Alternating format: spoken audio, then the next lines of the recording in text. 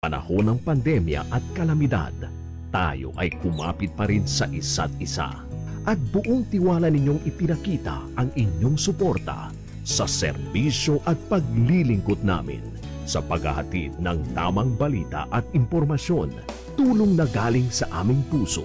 Kaya naman, sa latest survey ng Kantar at Nielsen, nangunguna ang mga himpilan ng RMN sa buong bansa. Number 1 sa Luzon, Number 1 sa Visayas, at Number 1 sa Mindanao. Radyo ng buong Pilipinas. Buong karangalan ng mga radyoman ng RMN Networks ang maglilingkod sa inyo. Maraming salamat, RMN. Number 1, Number 1. Wala nang iba. Radyo mo nationwide.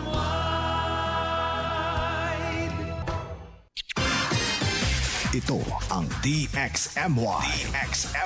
The Music and News FM station of RMN. Sa Cotabato. 90.9. DXMY.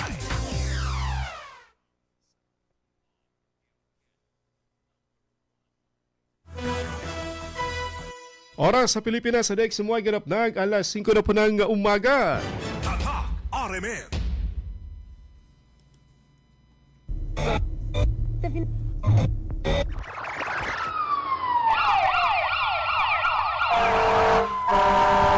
Kaganapan sa magdamag, inyo nang malalaman mula sa RMN News Center. Ito ang unang radyo, unang balita. Kinalap mula sa iba't ibang panig ng lungsod at bansa. Detalyado, walang itinatago. Ang numero unong pinapakinggan namin umaga sa bahay. Unang radyo, unang balita. Ang mga boses na kwentuhan namin mga tsuper. At tindera sa palengke. Unang radyo, unang balita. Ang programang gigising sa diwa ng bawat pamilyang Pilipino.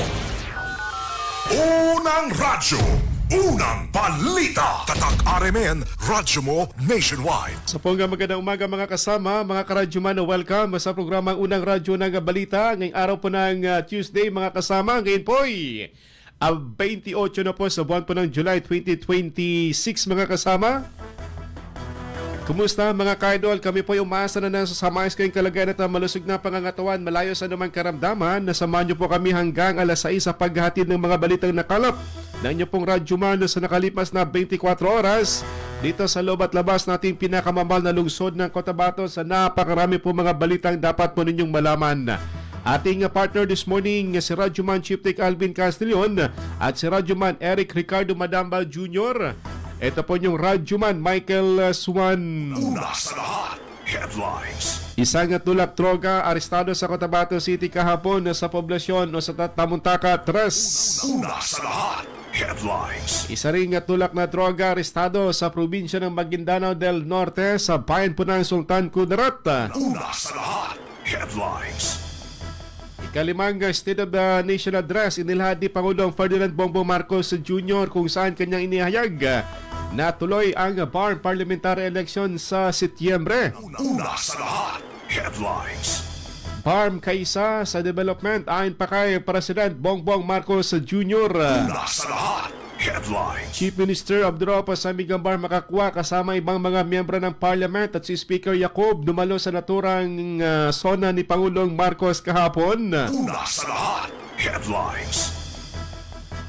Tricycle driver patay matapos na saksakin sa isulan. Una sa lahat, headlines. High value individual naman arestado sa bypass operation sa Kabakan. Una sa lahat, headlines. Comelec natapos ng printing para sa 2.3 milyon na mga balotang gagamitin sa first parliamentary election. Una sa lahat, headlines. First Bangsamoro Nutrition Summit isinagawa naman kahapon dito sa Cotabato City na pinangunahan ni Health Minister Dr. Cadel Jojo Sinulinding. Una sa lahat, headlines. Peace dialogue sa pagitan ng Dalandang family laban kay Dato Renz idinaos sa bayan ng Midsayap. Una sa lahat, headlines. BPDA inulunsad ang bagong monitoring at evaluation system sa Bangsamoro. Una sa lahat, Headlines. Samantala, BARM Project Tabang namahagi ng tulong dito sa Cotabato City. Unang-una sa lahat. Headlines. Balitang nasyonal, dating speaker ng Kamara sinasabing kakasuhan sa darating na mga araw ayon sa Pangulo sa kanyang pagbanggit ng SONA kahapon. Unang-una sa lahat. Headlines. Dalawang isang pagsabog na itala sa gate ng DOJ samantala isang ID naman na recover sa labas ng Senado. Unang-una sa lahat. Headlines. PNP Chief kinumpirmang 51 kataon na aresto sa SONA kahapon na nagrarally. Unang-una sa lahat. Headlines. Balita naman na sa ibayong dagat 2 linggong wala pong pagpapaputok ng missile ng Amerika laban na sa Iran samantalang Houthis at ang Saudi nagpapalitan ng kanila pong missile. Una sa lahat. Headlines. O radyo, radyo, radyo! Kinig na ng radyo! Kinig na ng radyo! Para una ka, eto na! Lahat ng kailangan mong malamang balita, Impormasyon, reaksyon, aksyon, umaumaga, nakakarga na sa Unang Radyo, Unang Balita. Sa bago at umarangkadang programa para sa mga naghahabol ng oras. Umaumaga, bago ka lumarga, mga kaganapan ay alam mo na. Unang Radyo, Unang Balita. Dito lamang yan sa DXMY RMN Cotabato. Unang Radyo, Unang Balita. Isa na namang produktong Tatak RMN. Radyo mo. Nationwide. Muli isang magandang umaga mga kasama, mga karadyoman, welcome sa programang Unang Radyo ng Balita ngayong araw po ng Martes, ngayon po 28 na po sa buwan po ng July. Isang araw nakalipas po ang SONA ng ating Pangulo. Sa inyong palagay, anong gradong ibibigay po ninyo sa SONA ng ating Pangulo? Meron ba kayong bagong mga narinig sa kanyang nakalipas na 4 na SONA dahil kahapon yung kanyang panglimang SONA mga kasama? Good morning sa 37 Barangay ng Cotabato City na nakatutok po sa ating programa this morning sa 90.9 FM. Siyempre pa sa ating mga suki dito sa Facebook page.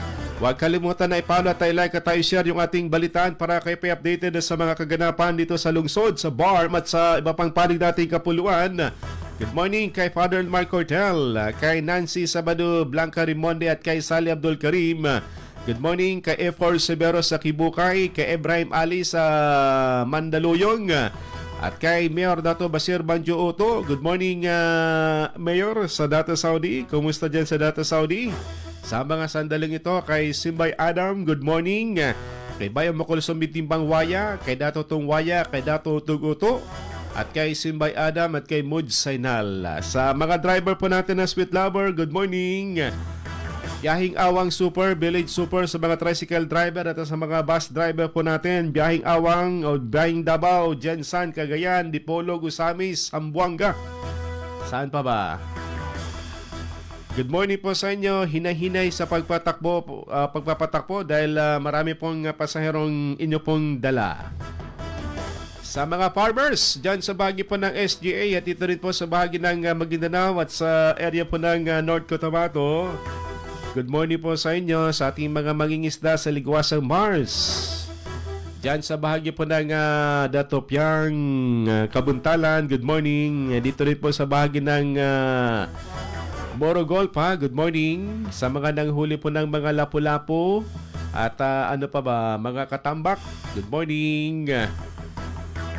Dumako tayo sa detalye po nating balita mga kasama kahapon sa kanyang ikalimang State of the Nation Address ni President Ferdinand Bongbong Marcos Jr. Kanya pong unang inihayag ang kanya pong nais na mapanagot ang mga sangkot dito sa flood control na kung saan ay kanyang inilahad noong nakalipas na SONA ang mga maanumalyang nangyari dito sa flood control. Kanyang sinabi na yung dating speaker ng Kamara ay kakasuhan sa mga susunod na araw na may kaugnayan po dito sa flood control habang ang iba naman ay nakasuhan na na mga sangkot dito sa flood control at ang malaking pera na rin daw ang nabawi ng pamahalaan mula sa mga sangkot dito sa mga flood control at mga ghost project. Unang radyo, unang balita. Isang taon na ang nakalipas mula noong huli akong tumayo rito upang ilantad ang katiwalian na nadiskubre namin sa mga flood control project. Gaya ng aking ipinangako sa inyo, nagsagawa tayo ng malawakan at malalimang investigasyon na walang pagkikiling kahit kanino man. Masusi nating sinuri at sinundan kung saan tayo itinuro ng ebidensya. Lahat ng kailangan gawin ay ginawa natin upang matuntun ang punot dulo. Mayroon ng mga unang nakasuhan at nakulong, mga kontratista, matataas na opisyal, pati na mga mambabatas. At dumating na tayo sa punto na ayon sa ombudsman ay malapit na ang paghain ng patong-patong na kaso laban sa dating speaker. Masakit man sa akin ito, ngunit kailangan nating gawin ang tama. Hindi ako pangulo ng aking pamilya. Hindi ako pangulo ng aking kaibigan.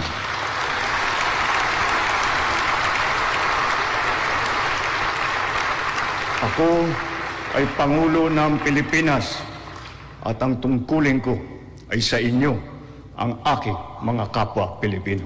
Unang radyo, unang balita. Paspasan niyo, President, yung pagpile ng kaso kay Speaker o dating Speaker Romualdez para nang sa ganun mapabilib ang taong bayan sa yung mga sinabi kahapon. Sana kasing bilis ng mga kaso katulad kay Marco Leta. Unang radyo, unang balita. Yun bang pag-file ng kaso sa Sandigan Bayan o ng ombudsman at isang araw lang meron kaagad lumabas na warrant of arrest? Yun ang pinakamaganda, Mr. President. Sa iba pang balita kahapon, inihayag din po ng Pangulo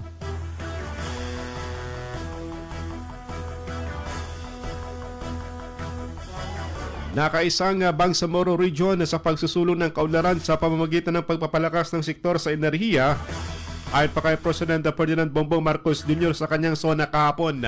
Sa kanyang payag, dalawa na sa mga bagong iginawa na petroleum service contract ay magkatuwang sa napamalaan ng pambansang pamahalaan at ng farm government. Kauna-unahan umano sa kasaysayan ng Pilipinas na magkakaroon ng ganitong uri ng pamamahala sa petroleum service contract na layong isulong ang seguridad sa enerhiya at mas pinalawak na lokal na pagpapaunlad ng sektor ng enerhiya sa riyon. Ipinahayag din niya ng Pangulong Marcos ang BARM o ng BARM ang matatag na suporta nito sa pagtatayo ng mga hydrogen power plant bilang bahagi ng pangmatagalang plano upang mapalakas ang supply ng enerhiya at may sulong ang mas matatag at mapanatiling pag-unlad ng Bangsamoro. Unang radyo, unang balita. 2 of the newly awarded petroleum service contracts are co-managed with the BARM government. This is the first time in our political history. BARM is now firmly set to pursue its strategic vision of energy security and total electrification for and in the Bangsamoro region.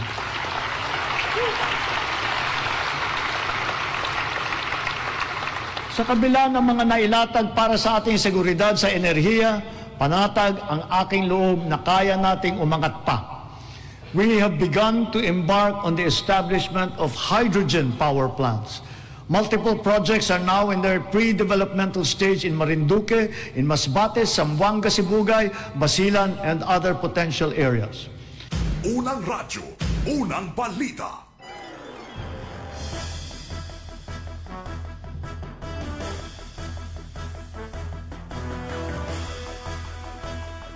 Iniyag din sa sona ni Pangulong Marcos kahapon ng pagsusikap ng national government at ng Bangsamoro na magkaroon ng first BARM parliamentary election ngayong buwan po ng Setyembre sa September 14. Ayon pa kay Pangulong Marcos, isang makasaysayang kaganapan ng nasabing eleksyon kung saan kauna-unahan itong isasagawa sa loob ng isang dekada. Itinuturing umano itong maganda at kritikal na yugto ng Comprehensive Agreement on the Bangsamoro kung kaya't isinisiguro ni umanong maisagawa ng mapayapa at kapanipaniwala ang resulta ng halalan. Unang radyo, unang balita. With the Republic Act number 12317, the BARM electorate is now poised to partake in BARM's first regular parliamentary election.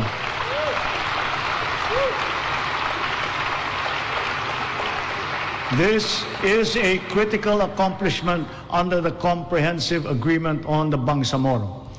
COMELEC, law enforcement, volunteers, deputized agencies, all stakeholders are now ready to ensure that this defining political exercise will be peaceful, orderly, and credible. May these inspiring developments strengthen our collective belief in the unity and indivisibility of the Filipino nation amidst our individual diversity. Our unity and collective consciousness are challenged now greater than ever before. A common threat lies before us, directed against our dignity and self-respect. Of late, our very humanity has been called into question. Unang radyo, unang balita. May kaugnayan sa naturang papalapit na halalan, isang batalyon naman ng Army ang tinalaga dito sa 6th Infantry Campilan Division galing sa 10th Infantry Division. Itong 28th Infantry Battalion na kung saan ito po i-deploy para po dito sa iba't ibang lugar sa Maguindanao at dito sa area po ng Lanao del Sur para po dito sa First Burma Parliamentary Election. Inaasahan na mas marami pang tropa ng militar at ng kapulisan ang i-deploy galing sa iba't ibang lugar labas ng BARM para masigurong mapayapa at peaceful ang atanes ang halalan sa Setyembre 14. Unang radyo, unang balita. May kaugnayan pa rin sa naturang halalan na kung sana sinabi po ng COMELEC na natapos na po ang kanilang pag-imprinta at pag-verify sa mahigit 2.3 milyong balota na gagamitin sa First Burma Parliamentary Election ngayong Setyembre 14. Ayon pa sa COMELEC, kabuang 2,393,202 na balota ang inihanda kung saan pinakamalaki ang alokasyon sa Lanao del Sur na may 727,546 na balota, sinundan ng Maguindanao del Norte na may 550,436 na sinundan ng Maguindanao del Sur, 469,114 Tawi-Tawi, 264,188 at ang Basilan na may 248,245 at itong Special Geographic Area na merong 133,673. Isinagawa rin ang masusing pag-verify ng bawat balota upang matiyak ang kalidad at integridad ng mga ito. Binigyan din pa ng komisyon na isinagawa ang ballot printing sa isang bukas at transparent na paraan sa pamamagitan ng live stream. Samantala, magsisimula ang opisyal na campaign period para sa First Burma Election sa darating na araw po ng Huwebes, July 30, 2026. Unang radyo, unang balita.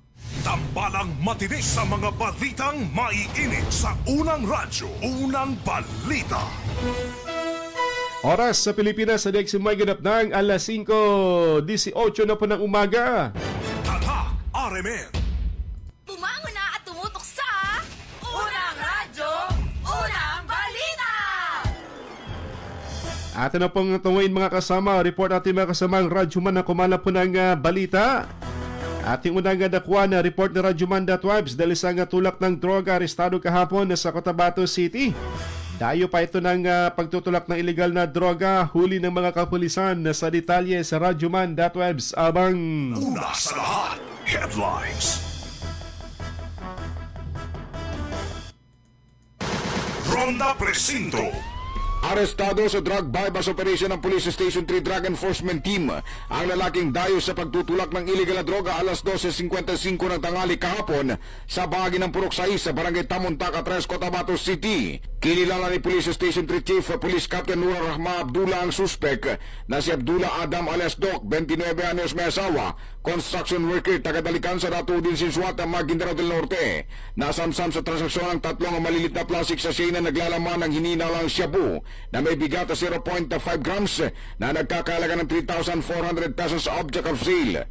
Nakakulong na sa Station 3 ang suspek at maharap naman sa kasong paglabag sa RA na 65 na isasampa laban sa kanya. Kasama mo sa DXMY 90.9 Aramen Cotabato, Radyo Manebs, Abang Tatak Aramen. Unang radyo, unang balita. Salamat na 12 sa balitang yan. Samantala, 28 anyos na lalaki kritikal sa pagamutan matapos mabangga ito ng umabaga nito ang Center Island sa Dato din Sinswat. Sa detalye sa Radyo Man, Maestro Rahiban Sao.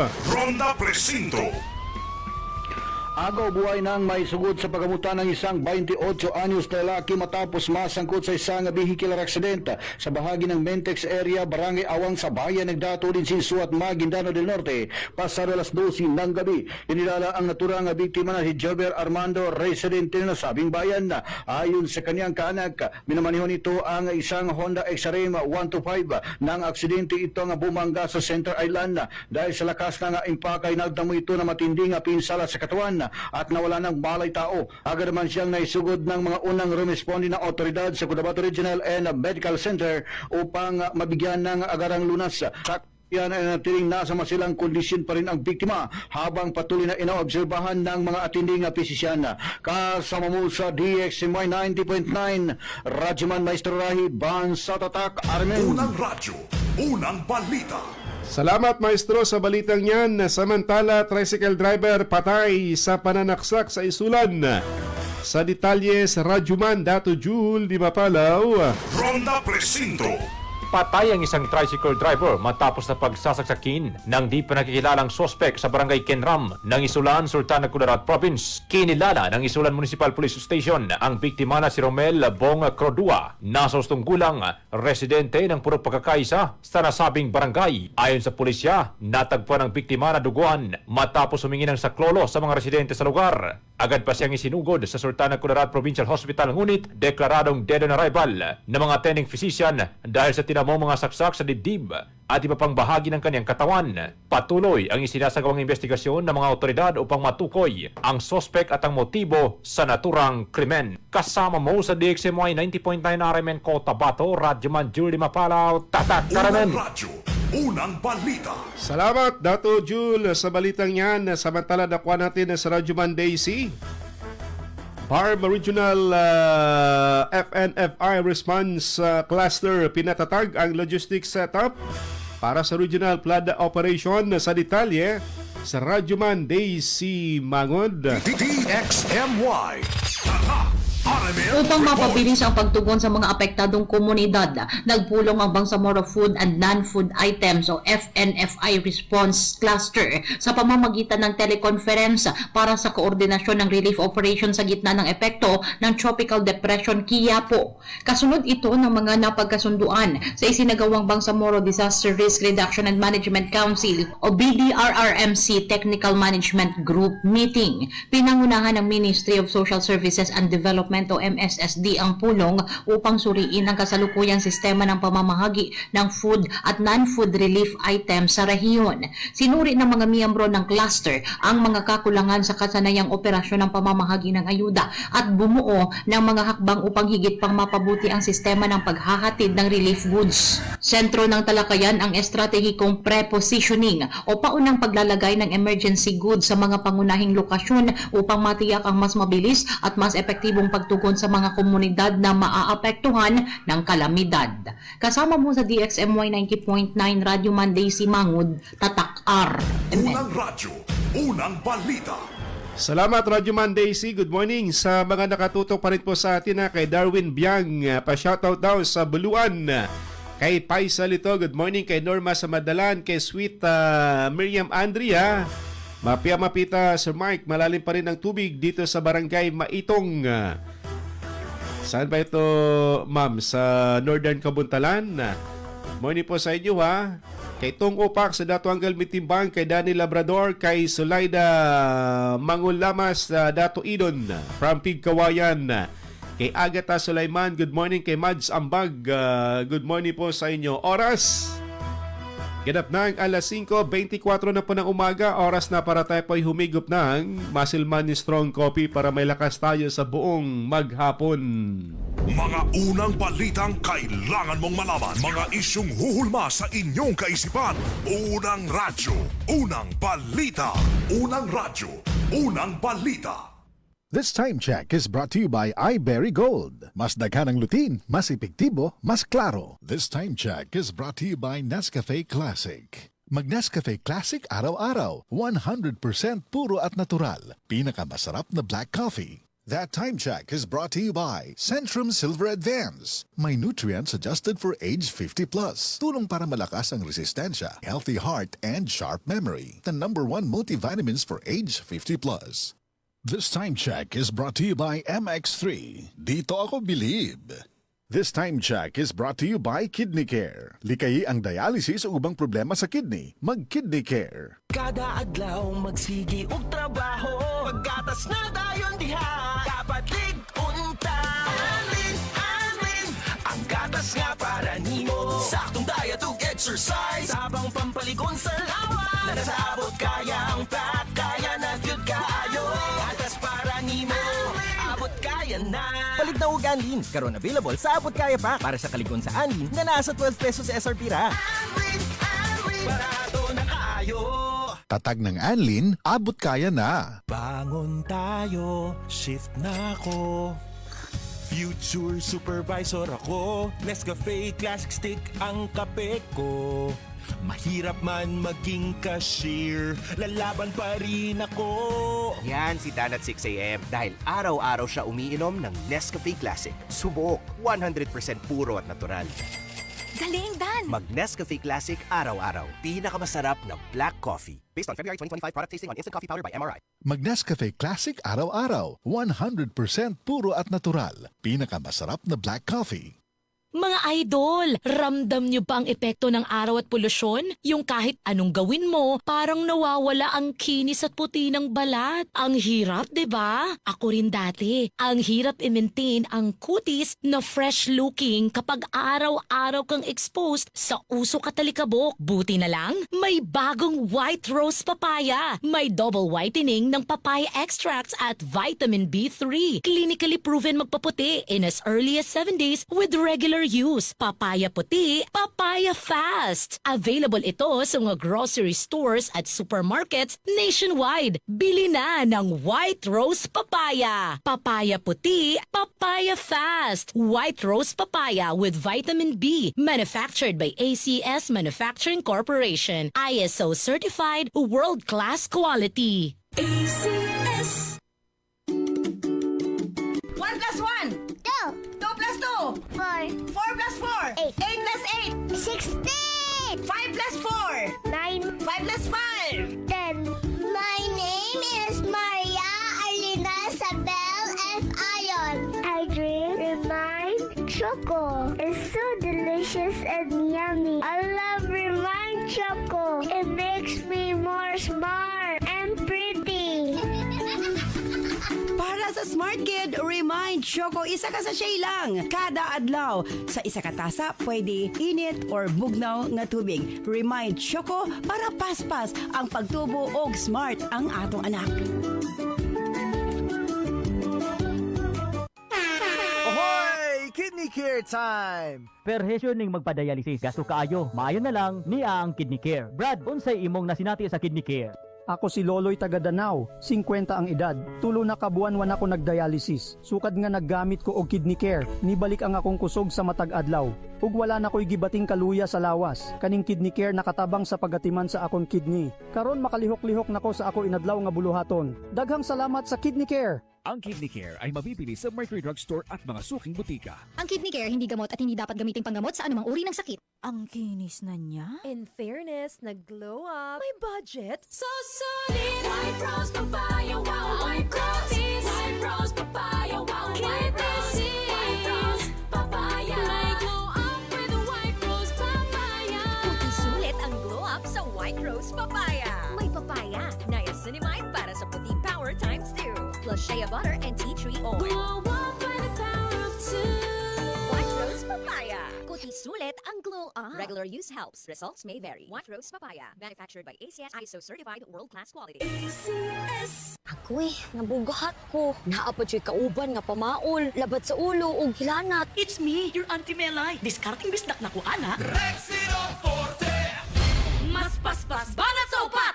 Faster versus paracetamol in as fast as 30 minutes.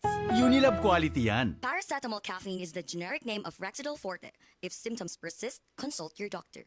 That news was brought to you by Centrum Silver Advance. May nutrients adjusted for age 50 plus. Tulong para malakas ang resistensya, healthy heart, and sharp memory. The #1 multivitamins for age 50 plus. O radyo, radyo, radyo! Kinig na ng radyo! Kinig na ng radyo! Para una ka, eto na! Lahat ng kailangan mong malamang balita, Impormasyon, reaksyon, aksyon, umaumaga, nakakarga na sa Unang Radyo, Unang Balita. Sa bago at umarangkadang programa para sa mga naghahabol ng oras. Umaumaga, bago ka lumarga, mga kaganapan ay alam mo na. Unang Radyo, Unang Balita. Dito lamang yan sa DXMY RMN Cotabato. Unang Radyo, Unang Balita. Isa na namang produktong Tatak RMN. Radyo mo. Nationwide. Oras sa Pilipinas sa DXMY ganap ng alas 5:31 na po ng umaga. Tatak RMN. Gaganda na ang gising nyo. Mainit na balita sasalubong sa inyo. Unang Radyo, Unang Balita. Tuloy sa pag-atid po ng mga balitang nakalap na niyo pong Radyo Man ngayong araw po ng Martes, mga kasama, may sesyon sa Sangguniang Panglungsod at sa Sangguniang Panlalawigan ngayong huling Martes para sa buwan ng July. Napakabilis ng panahon parang kailan lang pumasok ang July, ngayon ay huling linggo na po at sa Friday ay magpapaalam na, pero Webes, umpisa na po ng kampanya para po dito sa halalan. Expected na marami na pong mga maglalagay ng mga tarp sa bawat mga kanto at sa mga bahay at mga puno. Pero bawal po maglagay sa mga punong kahoy ng mga tarp ng mga campaign na materials. Kailangan ay nasa mga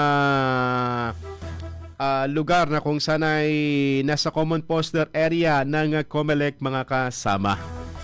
So, marami namang mga basura o mga palamuti na kakalat sa mga tabi-tabi ng ating kapaligiran dahil nga po dito sa expected na dadagsa yung mga magkakabit ng mga campaign paraphernalias para po dito sa first Barma parliamentary election. Tuloy na siguro dahil ito yung nais ng ating Pangulo, pero may inaantay pa. Hanggat may inaantay pa na naantay yung Supreme Court kung anong maging kapasyahan po nila. Pero ang COMELEC handang-handa na itong 2.3 million plus na mga balota ay ito po ay i-distribute na sa iba't ibang mga probinsya. Good morning sa mga nakatutok pa rin po sa atin na this morning sa ating Facebook page live kay Saida Mamayog Balunsay ng Barangay Matagabong, area po ng Ampatuan sa Maguindanao del Sur, kay Asley Kudarat ng Damatog, kay Don Vlog, good morning sa Purok Durian, Mother Barangay Bagwa, good morning sa mga taga MB Bagwa, sa Purok Duhat, kay Eduardo Swan, good morning.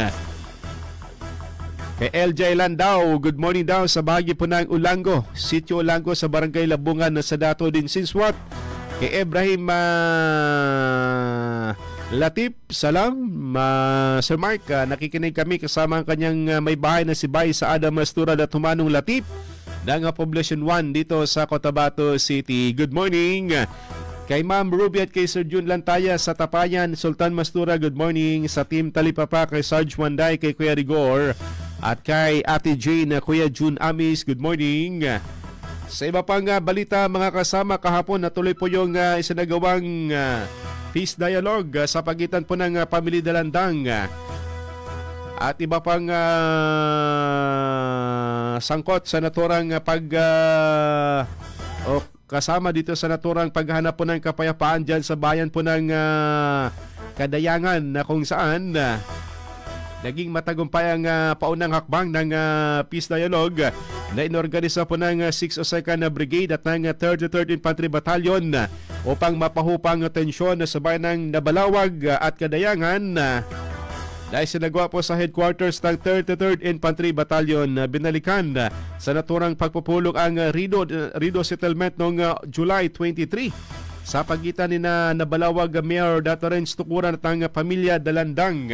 Kasunod ito ay hinimok ng 602nd Brigade Commander na si Brigadier General Ricky Bunayog ang pamilya Dalandang na magsampa ng kaukulang kaso at idaan sa legal na proseso ang paggamit ng hustisya sa pagpaslang kay Kadayangan Municipal Councilor Abdul Nasser Dalandang na pinagbabaril patay noong nakalipas na linggo. Samantala, handa naman na si BIAP MILF Interim Base Commander Haon Sindatok na patrasin ang kanyang mga kasama kung masiguro umano ng militar at ng pulisya ang seguridad ng mga kamag-anak ng yumaong si Councilor Dalandang. Tiniyak naman ni 33rd Infantry Commanding Officer Lieutenant Colonel Jermaine Ligada na nakahandang kanyang tropa na magbigay ng dagdag puwersa, seguridad sa mga apektadong barangay upang makabalik ng mga nagsilikas na mga pamilya. Hindi dumalo sa naturang peace dialogue si Nabalawag Mayor Dato Renz Tukuran at ito ay nagpadala lamang ng kanyang mga tauhan. Unang radyo, unang balita. Sa iba pang balita mga kasama, isinagawa naman kahapon ng first BARM Nutrition Summit.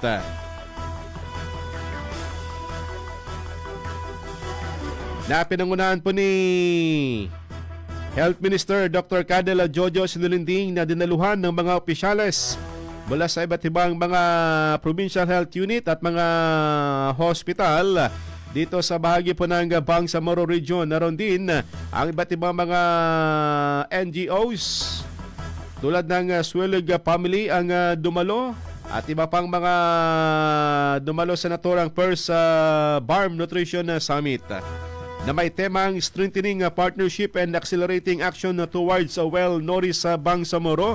Layunin ng 2 araw na summit na pagtibay ng ugnayan ng pamalaan ng mga lokal at unit ng pamalaan, LGUs at iba pang katuwang na mga government agencies upang mapalakas ang mga programa at inisyatiba laban sa malnutrisyon dito sa Bangsamoro Region.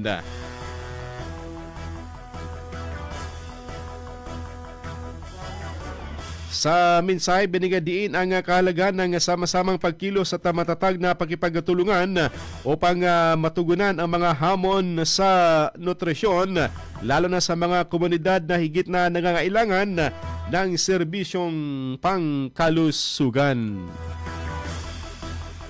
Unang radyo, unang balita. Nutrition is a shared responsibility, and nutritional problems cannot be solved by just one sector. Ibig sabihin, lahat po tayo may kinalaman, lahat po tayo may pakialam, at lahat po tayo dapat makiisa para mas lalo nating matugunan ang solusyon para po sa problema ng malnutrition. Sa lahat ng ating mga media friends, maraming salamat po sa inyong pagdalo sa ating first Bangsamoro Nutrition Summit. And of course, sa ating mga panauhin na naririto ngayon from the Swillig Family Foundation at saka sa Food Nutrition Research Institute ng DUST, the Department of Science and Technology. And of course, sa lahat ng ating mga kasamahan from the provinces hanggang sa municipalities, kasama po yung ating mga ministries, offices, and agencies of the Bangsamoro government. Unang radyo, unang balita. Inihag naman ni Health Minister Dr. Cadel Jojo Sinulinding na malaki ang suliranin sa stunting dito sa Bangsamoro Region. Ngunit kanya itong sinisikap na matugunan ng sama-samang pagkilos ng iba't ibang mga ahensya at mga lokal na pamalaan. Anya, ang stunting ay hindi lamang po sa pagkabansot kundi sa kaisipan ng isang bata kapag di po malusog ang kanya pong o di po masustansya kanyang mga kinakain. Kaya't nakatutok ang Ministry of Health sa pagbubutis pa lamang ng mga nanay ay nakatutok na po sila hanggang sa ito po'y maisilang at magkaroon po ng breastfeeding at sapat na pagkain ang mga kabataan. Unang radyo, unang balita.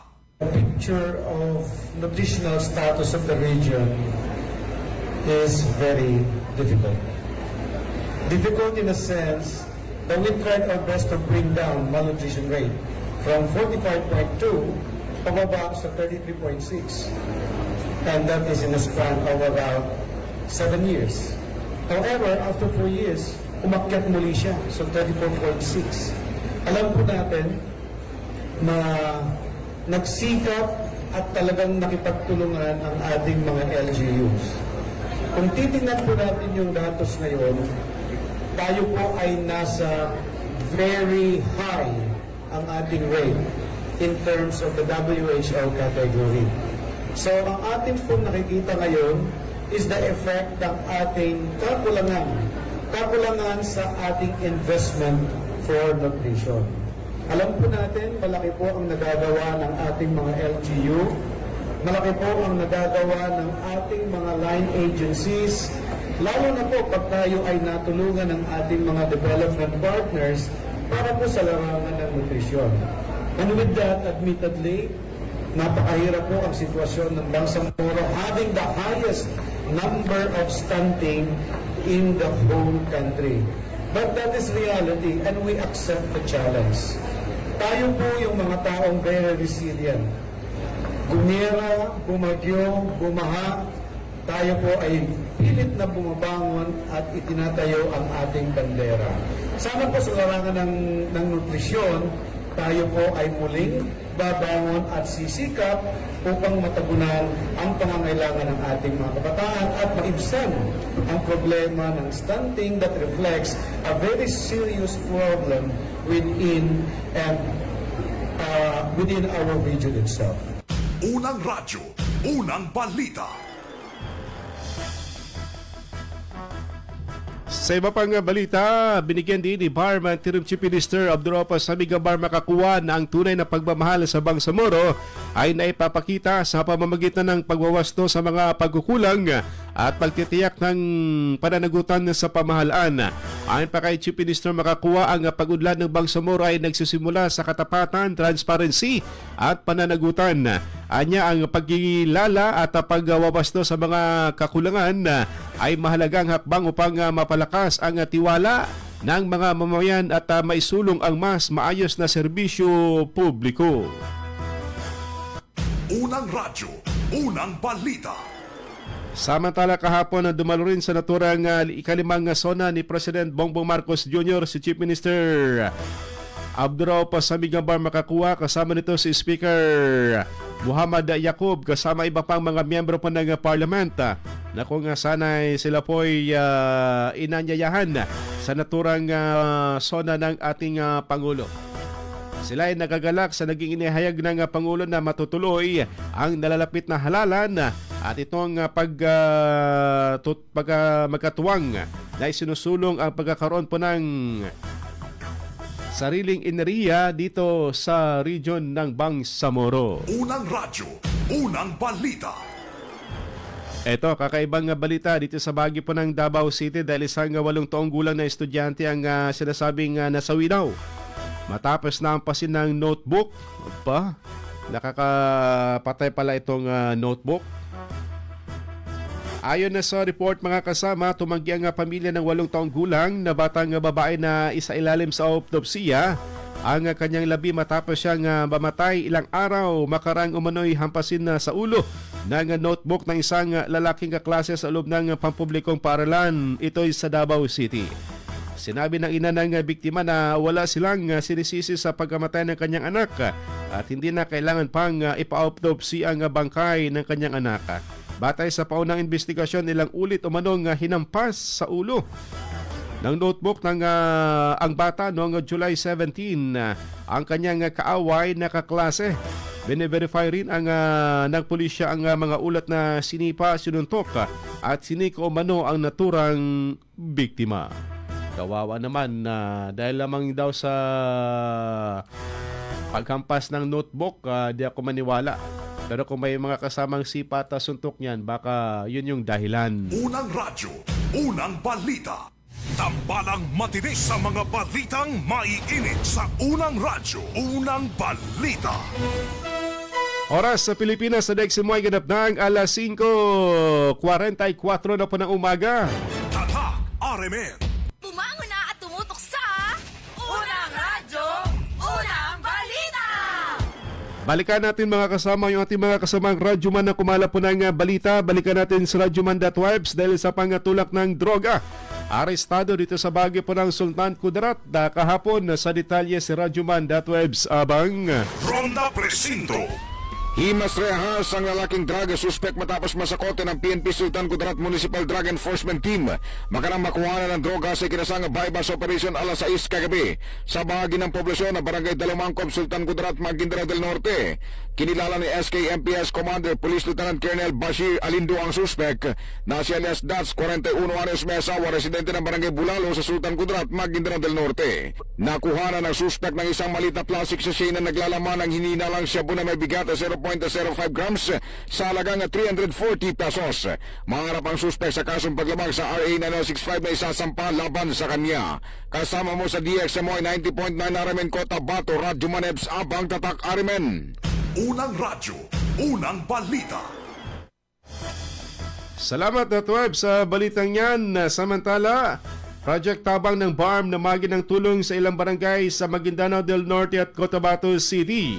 Sa detalles, Radyoman Maestro Rahiban Sao. DXMY. Tatak RMN Pinangalan ni na Project Manager Brahim Bobby Lacua, Assistant Project Manager Abubakar Idris at RRD Head Nuruddin Duntun ang pamahagi ng 500 food packs sa mga piling benepisyaryo sa Cotabato City at sa Maguindanao del Norte sa ilalim ng Ayuda Alay sa Bangsamoro program ng Humanitarian Response and Services sa component sa ilalim ng pangasiwa ni Barma Interim Chief Minister Abdul Rauf Sami Gambar Makagwa. Kabilang sa mga nakatanggap ng ayuda ay ang mga residente ng Barangay Poblasyon 2 ng Bayan ng Parang, Barangay Tuka sa Sultan Kudarat at Barangay Poblasyon 2, Barangay RH9 at Barangay RH10 sa Cotabato City. Ayon sa Project Tabang, layon ng programa na maghatid ng agarang tulong sa mga nangangailangang komunidad at palawakin ang serbisyong makatao para sa mga maihinang sektor sa Bangsamoro sa pakikipagtulungan ng lokal na pamahalaan at ng community stakeholders. Kasama mo sa DXMY 90.9, Radyoman Maestro Rahiban sa Tatak RMN. Unang radyo, unang balita. Salamat Maestro sa balitang yan. Samantala, Nutrition Month at PWD Rights Week. Ipinagdiriwang kahapon ng LGU Sheriff Agwak. Sa detalye si Radyoman Dato Jul Di Mapalaw. DXMY. Tatak RMN Report. Magkasabay na ipinagdiwang ng lokal na pamahalaan ng Sheriff Agwak sa Maguindanao del Sur ang ika-52nd Nutrition Month ngayong taon bilang pagpapakita ng kanilang pagpapahalaga sa kalusugan ng mga kabataan. Sinabi sa DXMY ni Sheriff Agwak Vice Mayor Dato Muhammad Ahmad Amputuan Jr. na isinabay ang pagdiriwang sa ika-48 Person with Disability Rights Week upang lalo pa manong maipadama ang kanilang pagmamahal sa kabila ng kapansanan ng mga ito. Ngayon, araw na ito ay celebrate po tayo ng second Nutrition Month. Kailangan talaga namin bigyan priority ang ating mga kabataan para sa kanilang mga kalusugan, sa mga pagkain. Then sabay na rin ang National Disability Rights Week. Sinabay na namin para maramdaman ng ating PWD ang serbisyo ng bayan ng Sheriff Agwak. Itong cash assistance po na ito, galing po sa LGU Sarip. O nakita po natin, binigay po namin ang kanilang dapat sa kanila. Ang tulong ng LGU Sarip Agwak, hindi ito tulong ni Vice Mayor o hindi ito tulong ni Mayor, kundi galing po talaga sa malaan ng lokal ng Sarip Agwak. Dagdag pa niya na mula mismo sa kaban ng bayan ang mga cash na ipinamahagi sa mga benepisyaryo. Maliban dito ay may iba't ibang disenyong food cart na tampok sa exhibit ng mga negosyante sa nasabing kaganapan maliban pa sa mga raffle promo na kabilang din sa naturang programa. Sa pakikipagtulungan naman ng Ministry of Social Services and Development o MSSD BARM ay nakabiyaya rin ng mga libreng wheelchair na mga benepisyaryong tatanggap nito. Kasama mo sa DXMY 90.9 RMN Cotabato, Radyoman Julie Mapalaw, Tatak RMN. Unang radyo, unang balita. Salamat Dato Jul sa balitang yan. Samantala, OCU Cotabato City natapos ang verification na certification sa listahan ng mga botante. Sa detalye sa Radyo Monday, si Mangot. DXMY Tata RMN Report. Matagumpay na isinagawa ng Office of the City Election Officer o OCEO Cotabato City ang Election Registration Board o ERB verification and certification ng Election Day Computerized Voters List o EDCVL at Posted Computerized Voters List o PCVL bilang bahagi ng paghahanda para sa nalalapit na BARM Parliamentary Elections. Pinangunahan ang aktibidad ni Attorney Muammar Guyo, Acting City Election Officer at Chairperson ng Election Registration Board o ERB, kasama sina Miss Aliu Yap, Local Civil Registrar, at Dr. Johnny Balawag, Schools Division Superintendent bilang mga miyembro ng ERB. Dumalo rin ang isang kinatawan ng Parish Pastoral Council for Responsible Voting o PPCRV bilang tagamasid upang masaksihan ng maayos at transparent na pagsasagawa ng proseso. Bahagi ang nasabing aktibidad ng patuloy na paghahanda ng Commission on Elections o COMELEC para sa parliamentary elections ng Bangsamoro Autonomous Region sa September 14, 2026 na naglalayong matiyak ang integridad, katumpakan at pagiging transparent ng opisyal na listahan ng mga botante na gagamitin sa halalan. Kasama mo sa DXMY 90.9 Radio Monday si Mangud, Tatak RMN. Unang radyo, unang balita. May tama ka sa loto. Ating silipin muna mga kasama, resulta ng drone ng PCSO kahapon na di po umurong sa pagtulong. Alas 2, Swertres lumabas 612, samantalang 5 PM naman na 513. Alas 9 naman na 326, samantalang 4-digit alas 9 kagabi. 9195 ang tumoy 195 sa milyones na pa-premyo 645. Nasa 15 million ang jackpot prize, winning combination pa natin 14, 42, 34, 26, 05 at 37. 655 naman sa mas malaking pa-premyo 97.1 million pesos, winning combination 06, 53, 42, 49, 46 at 55. Congratulations sa nakakuha ng tumpak na winning combination na yan. Good morning sa mga nakatutok pa rin po sa atin na kay Antelino Mansula, sa Daton Say kay Mine Masukat. Good morning sa Tagig sa kanyang misis na si Hadja Minda Nurhain Pikaakan, kay Ahmad Enoch sa Tenorio, kay Odds Olong ng Gambar Kabuntalan, kay Randy Santisas from Artiga Santisas, kay Edna Baltimore ng RH9 at kay Alhaj Abubakar ng RH7, kay Aida Usman ng Riyadh at kay No Walingan Buat sa Pagalungan, Maguindanao del Sur, kay Manisan Jezebel ng RH10 sa Sulaiman Family daw, kay Matwa Manguda at kay Kuya Dats Aragasi dito sa RH9. Balitang Showbiz. Balikan natin sa Radyo Monday si update naman sa mga maritas. Naging espesyal ang ika-38 kaarawan ni Sarah Geronimo matapos muling makasama ang kanyang mga magulang na sina Daddy Delphine at Mommy Divine. Bilang birthday gift sa kanyang sarili, inilabas ng pop star royalty ang duet nila ng kanyang ama ng refrain ni Jose Marie Chan na mapapanood na sa kanyang official YouTube channel. Sa kanyang Instagram post, sinabi ni Sarah na matagal na niyang pangarap ang makasama ang kanyang ama sa isang musical collaboration. Makikita sa kanyang post ang behind the scenes video kung saan naging emosyonal si Daddy Delphine habang nagre-record sila sa studio. Kapansin-pansin din sa video ang maikling tagpo kung saan nagbeso sina Sarah at Mommy Divine. Isang eksenang ikinatuwa ng maraming tagahanga. Napatunay nilang nagkaayos na ang mag-ina. Kasama mo sa DXMY 90.9 Radio Monday si Mahmud, Tatak RMN. Unang radyo, unang balita. Salamat Radyo Monday, si update naman sa mga maritas. Good morning kay Merlin Sanchez Geronimo at kay Wahida Akan Mamalapat. Susunod na si Radyo Man SM Erwin Kabilbigan at radyoman.web sa abang sa programang Straight to the Point. At naging partner this morning si Radyo Man Chief Tech Alvin Castillo at si Radyo Man Eric Ricardo Madamba Jr. Good morning kay Abdul Moxie Gumander from Jensan. Ito po yung Radyoman Michael Swan. Tatak Ariman, marami pong salamat sa inyo pong pakikinig.